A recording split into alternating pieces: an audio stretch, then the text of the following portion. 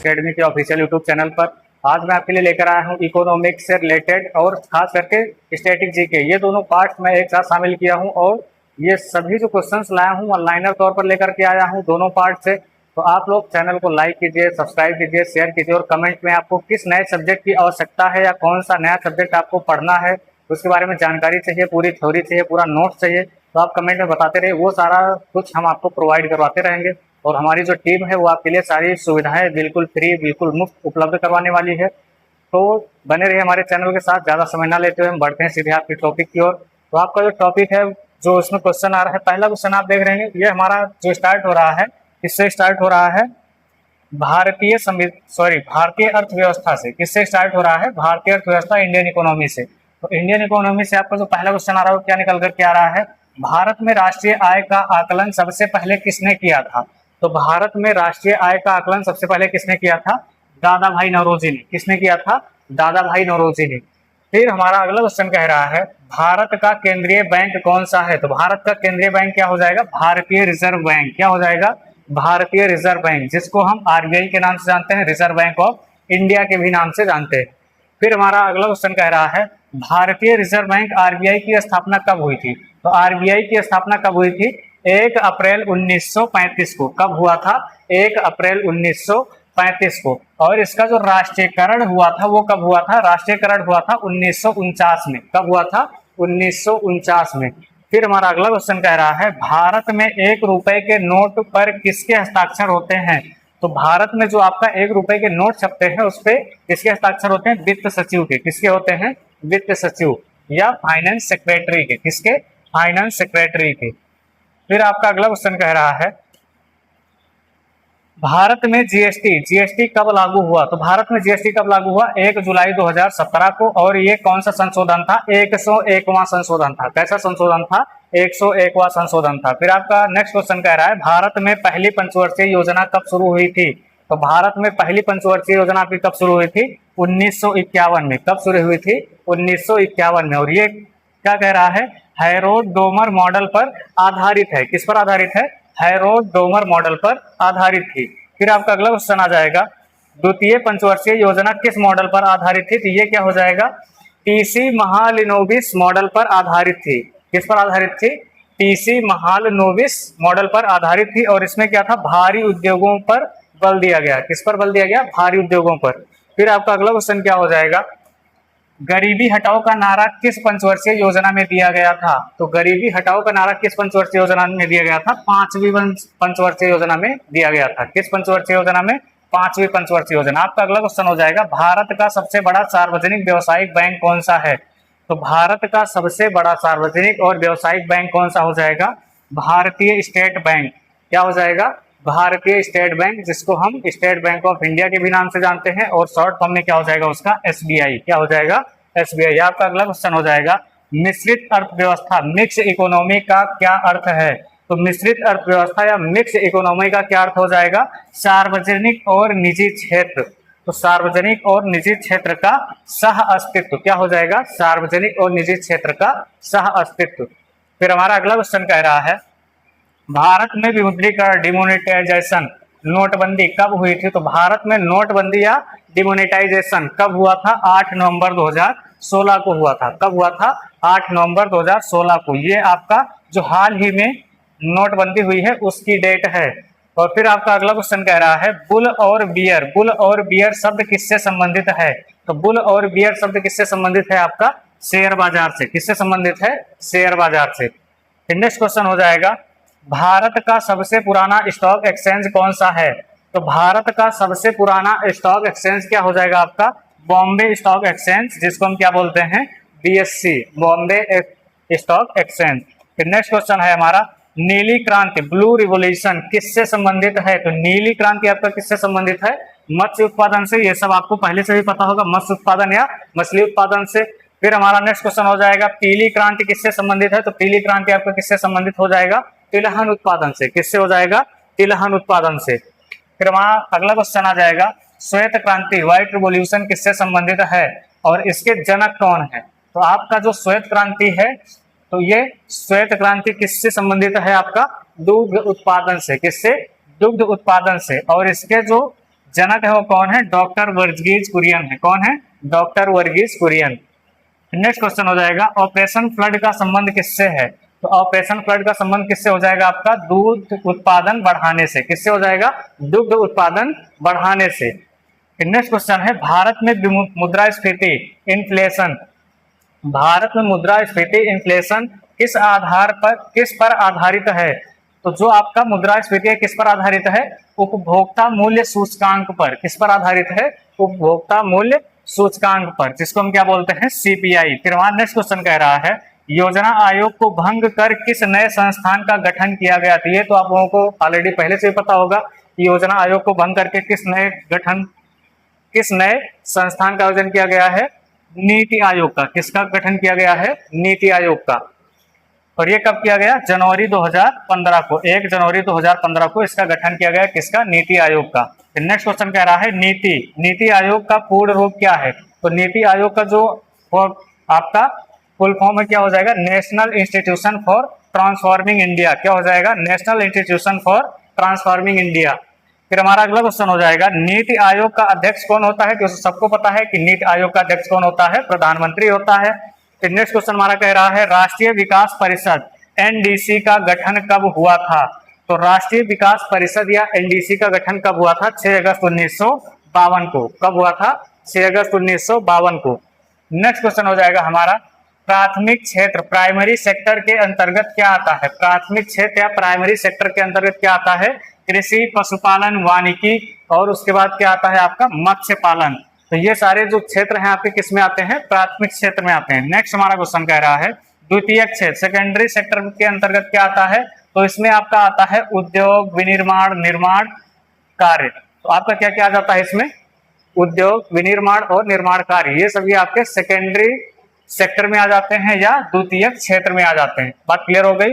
Next question कह रहा है तृतीय क्षेत्र या सेवा क्षेत्र सर्विस सेक्टर में क्या आता है? तो तृतीय क्षेत्र या सेवा क्षेत्र में आपका क्या क्या आता है? बैंकिंग, परिवहन और संचार, शिक्षा और लास्ट में क्या हो जाएगा? व्यापार। तो बैंकिंग, परिवहन, संचार, शिक्षा और व्यापार ये आपका किस में आता है? तृतीय क्षेत्र में। अगला क्वेश्चन कह रहा है आपका भारत की राष्ट्रीय आय में सर्वाधिक योगदान किस क्षेत्र का है? तो भारत की राष्ट्रीय आय में सर्वाधिक योगदान किस क्षेत्र का है? सेवा क्षेत्र या तृतीय क्षेत्र का। किसका हो जाएगा? सेवा क्षेत्र या तृतीय क्षेत्र। अगला क्वेश्चन कह रहा है भारत का पहला पूर्ण जैविक ऑर्गेनिक खेती करने वाला राज्य, तो ये आपका कौन सा राज्य हो जाएगा? सिक्किम। तो सिक्किम जो है पूरी तरह से ऑर्गेनिक खेती करने वाला राज्य बन चुका है। वहां पर आपका रासायनिक खाद बिल्कुल भी यूज नहीं किया जाता है। तो वहां पर आपके केमिकल वाले खाद बिल्कुल नहीं यूज किए जाते हैं। बिल्कुल भी वहां पर आपका जितने भी रसायन यूज करने वाले, खेती में यूज करने वाले पदार्थ हैं उनका यूज नहीं किया जाता है। जैसे ना तो वहां पर आपको डाई, यूरिया, पोटाश ये सब वहां पर नहीं यूज किया जाता है। फिर आपका अगला क्वेश्चन मेक इन इंडिया कार्यक्रम की शुरुआत कब हुई थी? तो मेक इन इंडिया कार्यक्रम की शुरुआत कब हुई थी? 25 सितंबर 2014 को। कब हुआ था? 25 सितंबर 2014 को। अगला क्वेश्चन रेपो रेट और रिवर्स रेपो रेट कौन तय करता है? तो ये कौन तय करता है? रेपो रेट या रिवर्स रेपो रेट क्या तय करता है? भारतीय रिजर्व बैंक, आरबीआई तय करता है। कौन तय करता है? भारतीय रिजर्व बैंक या आरबीआई। अगला क्वेश्चन है मानव विकास सूचकांक एचडीआई कौन जारी करता है? तो मानव विकास सूचकांक एचडीआई कौन जारी करता है?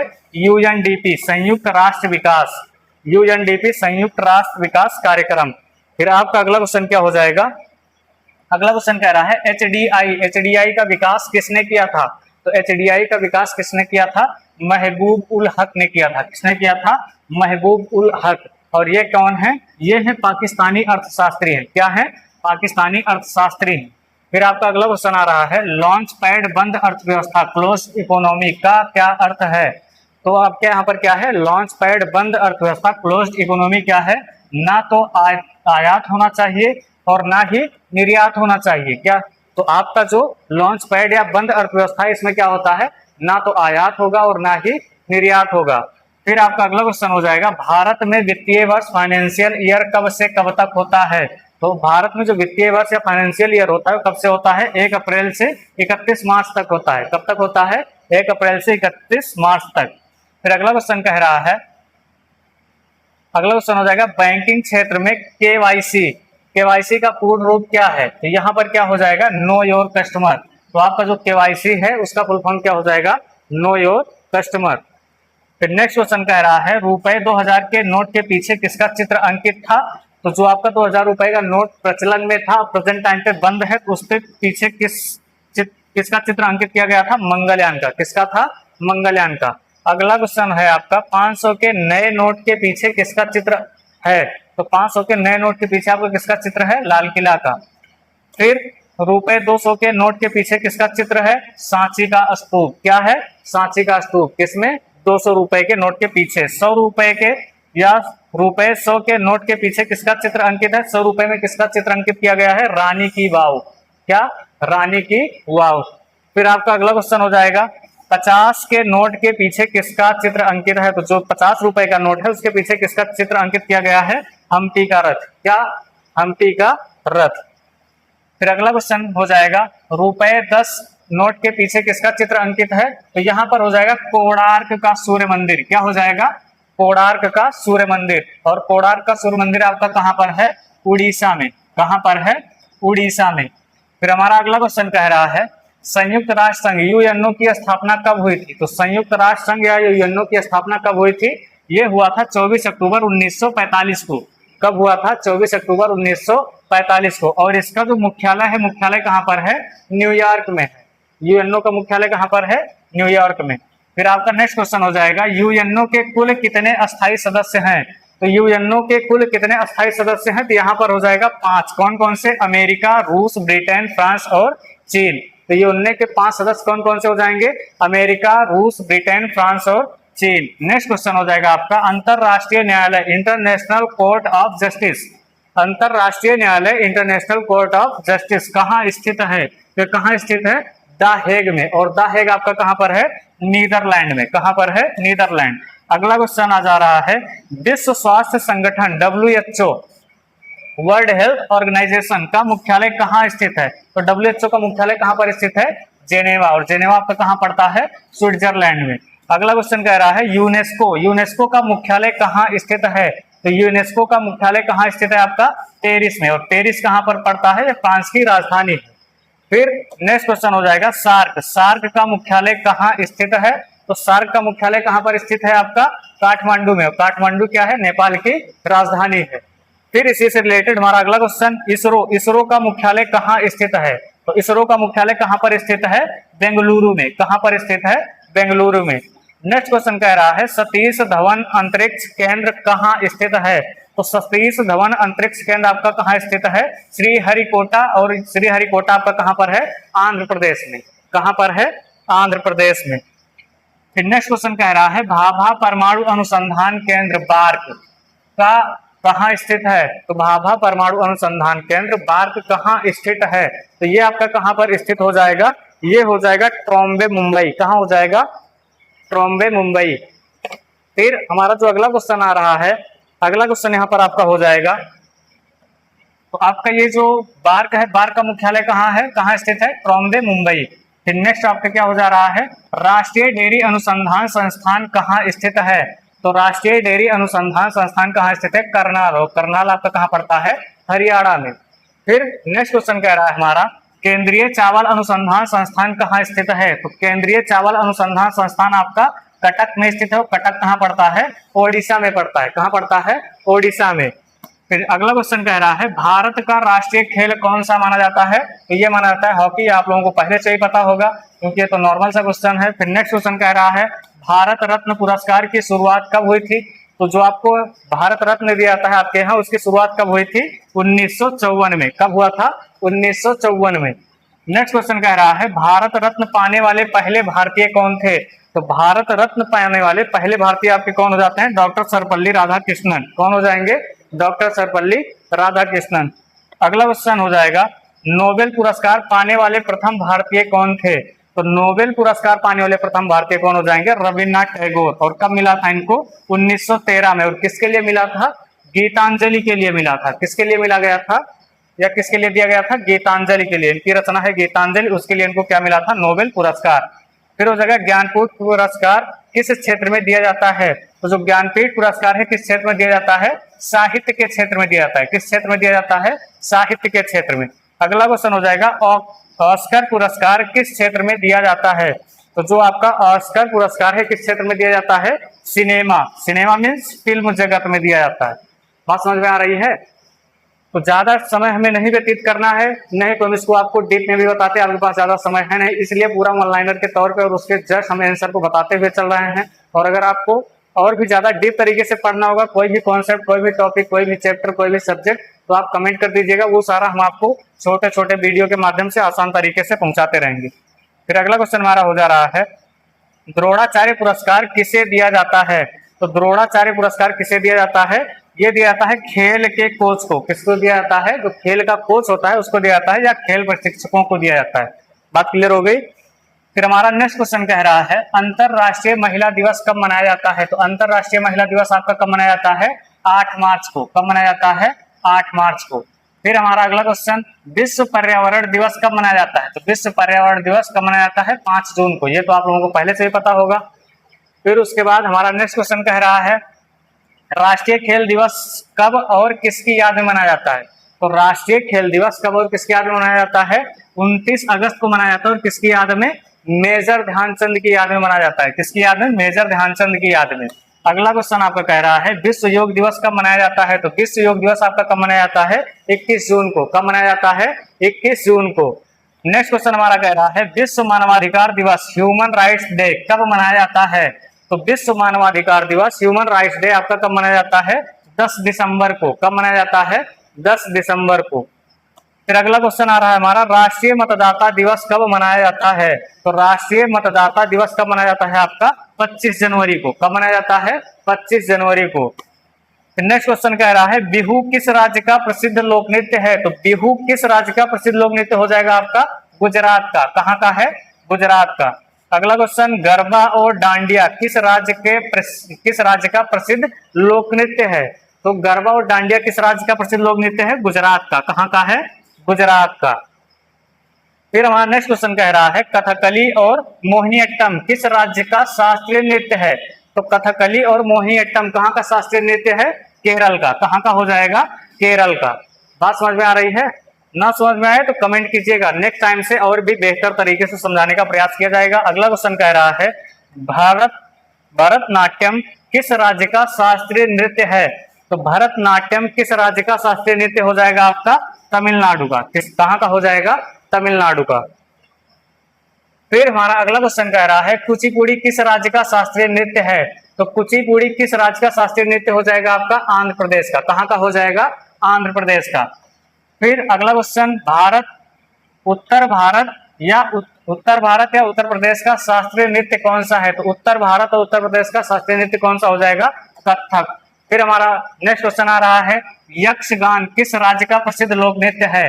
तो यक्षगान किस राज्य का प्रसिद्ध लोक नृत्य हो जाएगा आपका? कर्नाटक। कहाँ का हो जाएगा? कर्नाटक का। फिर आगे बढ़ते हैं, आगे हमारा क्या आ रहा है क्वेश्चन, भारत का सबसे बड़ा राष्ट्रीय उद्यान नेशनल पार्क कौन सा है? तो भारत का सबसे बड़ा राष्ट्रीय उद्यान नेशनल पार्क आपका क्या हो जाएगा? Hemis national park. क्या हो जाएगा? Hemis national park. और ये आपका कहाँ पर है? लद्दाख में है। कहाँ पर है? लद्दाख में। अगला क्वेश्चन आ रहा है, भारत का प्रथम राष्ट्रीय उद्यान कौन सा है? तो भारत का प्रथम राष्ट्रीय उद्यान कौन सा हो जाएगा आपका? Jim Corbett national park. और ये आपका कहाँ पर है प्रेजेंट टाइम पे? अब रामगंगा या रामगंगा के नाम से भी जाना जाता है। और ये कहाँ पर है? उत्तराखंड में। कहाँ पर है? उत्तराखंड में। नेक्स्ट क्वेश्चन कह रहा है, काजीरंगा राष्ट्रीय उद्यान असम किसके लिए प्रसिद्ध है?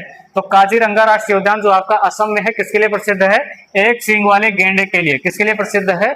एक सींग वाले गेंडे के लिए। नेक्स्ट क्वेश्चन आ रहा है, गिर राष्ट्रीय उद्यान गुजरात किसके लिए प्रसिद्ध है? तो गिर राष्ट्रीय उद्यान कहाँ पर है? गुजरात में। और ये किसके लिए प्रसिद्ध है आपका? एशियाई शेरों के लिए प्रसिद्ध है। किसके लिए प्रसिद्ध है? एशियाई शेरों के लिए। फिर नेक्स्ट क्वेश्चन कह रहा है, केवलादेव राष्ट्रीय उद्यान कहाँ स्थित है? तो केवलादेव राष्ट्रीय उद्यान आपका कहाँ स्थित है? भरतपुर। और भरतपुर कहाँ पड़ता है? राजस्थान में। फिर इसी से रिलेटेड हम आगे बढ़ते हैं, हमारा जो अगला क्वेश्चन आ रहा है वो क्या हो जाएगा, भारत का सबसे लंबा बांध कौन सा है? तो भारत का सबसे लंबा बांध कौन सा हो जाता है आपके यहाँ? हीराकुंड बांध। और कहाँ पर है ये आपका बनाया गया है महानदी पर। किस पर बनाया गया है? महानदी पर। और महानदी आपकी कहाँ बहती है? ओडिशा में। तो महानदी ओडिशा में आपका हीराकुंड बांध बनाया गया है, जो भारत का सबसे लंबा या बड़ा बांध है। फिर नेक्स्ट क्वेश्चन हो जाएगा, भारत का सबसे ऊंचा बांध कौन सा है? तो भारत को जो सबसे ऊंचा बांध हो क्या हो जाएगा? टिहरी बांध। और कहां पर है? ये भागीरथी नदी पर बनाया गया है। कहां पर? उत्तराखंड में। बात समझ में आ रहा है? बात क्लियर हो रही है? आगे बढ़ते हैं। अगला क्वेश्चन कह रहा है भाखड़ा नांगल बांध किस नदी पर स्थित है? तो भाखड़ा नांगल बांध किस नदी पर स्थित है? सतलज नदी पर। कहां पर स्थित है? सतलज नदी पर। नेक्स्ट क्वेश्चन कह रहा है सरदार सरोवर बांध किस नदी पर स्थित है? तो सरदार सरोवर बांध किस नदी पर स्थित है? नर्मदा नदी। और नर्मदा नदी आपकी कहां बहती है? गुजरात में। कहां पर बहती है? गुजरात में। नेक्स्ट क्वेश्चन कह रहा है कंप्यूटर का जनक किसे कहा जाता है? तो कंप्यूटर का जनक किसे कहा जाता है? चार्ल्स बैबेज को। फिर आगे बढ़ते हैं। अगला क्वेश्चन कंप्यूटर का दिमाग, ब्रेन ऑफ कंप्यूटर किसे कहा जाता है? तो सबको पता है सीपीयू को कहा जाता है। उस सीपीयू का जो फुल फॉर्म होता है क्या होता है? Central processing unit. क्या होता है? Central processing unit. फिर आपका अगला क्वेश्चन आ रहा है www का पूर्ण रूप क्या है? तो www का पूर्ण रूप क्या हो जाएगा? World wide web. क्या हो जाएगा? World wide web. और इसके खोजकर्ता कौन है? Tim Berners-Lee. कौन है? Tim Berners-Lee.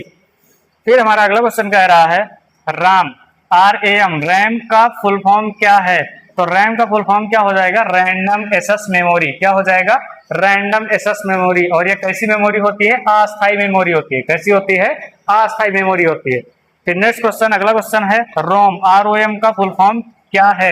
तो ROM का फुल फॉर्म क्या होता है? Read only memory. और ये जो रीड ओनली मेमोरी है आपकी कैसी मेमोरी हो जाती है?